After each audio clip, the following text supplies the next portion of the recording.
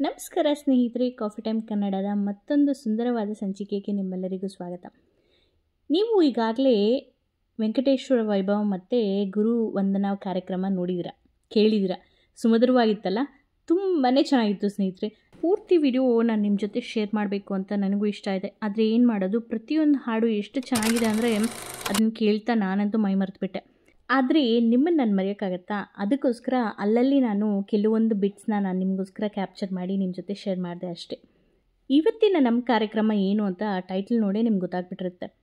ಹೌದು ಸ್ನೇಹಿತರೆ, ಇದೇ ಗುರುಪೌರ್ಣಮಿ ಸಂದರ್ಭವಾಗಿ ನಡೆದಂಥ ಒಂದು ಕಾರ್ಯಕ್ರಮದ ಭಾಗವಾಗಿ ಈ ಒಂದು ಉತ್ಸವಕ್ಕೆ ನಾನು ನಿಮ್ಮನ್ನು ಇವತ್ತು ಕರ್ಕೊಂಬಂದಿದ್ದೀನಿ. ಇದು ಈ ವರ್ಷ ನಡೀತಾ ಇರೋದಲ್ಲ, ಸುಮಾರು 10 ವರ್ಷಗಳಿಂದ, ಅಂದರೆ ಈ ವರ್ಷ 10ನೇ ವರ್ಷ. ಹಾಗಾಗಿ ಈ 10ನೇ ವರ್ಷ ಸ್ವಲ್ಪ ವಿಭಿನ್ನವಾಗಿ, ಚೆನ್ನಾಗಿ, ಸುಂದರವಾಗಿ ಮಾಡಿದ್ದಾರೆ. ಪ್ರತಿ ವರ್ಷವೂ ಇದೇ ರೀತಿಯೇ ಇರುತ್ತೆ, ಆದರೆ ಈ ವರ್ಷ ಇನ್ನೂ ಸ್ವಲ್ಪ ಸ್ಪೆಷಲ್ ಸೆಲೆಬ್ರೇಷನ್ಸ್ ಅಂತಲೇ ಹೇಳ್ಬೋದು. ತಡ ಮಾಡದೆ ಬೇಗ ವಿಡಿಯೋದೊಳಗೆ ಹೋಗ್ಬಿಡೋಣ. ಕಾರ್ಯಕ್ರಮ ಅಂತೂ ಸಂಕಲ್ಪದೊಂದಿಗೆ ಶುರುವಾಗುತ್ತೆ. ಶ್ರೀ ಪರಮೇಶ್ವರ ಪ್ರೀತ್ಯರ್ಥಂ ಅಸ್ಮಾಕಂ ಸರ್ವೇಷಾಂ ಸಹಾಯೇನ ಸಮಾಚರಿಷ್ಯೆ ಕರಾರವಿಂದೇನ ಪದಾರವಿಂದಂ ಮುಖಾರವಿಂದೇ ವಿನಿವೇಶಯಂತಂ ವಟಸ್ಯ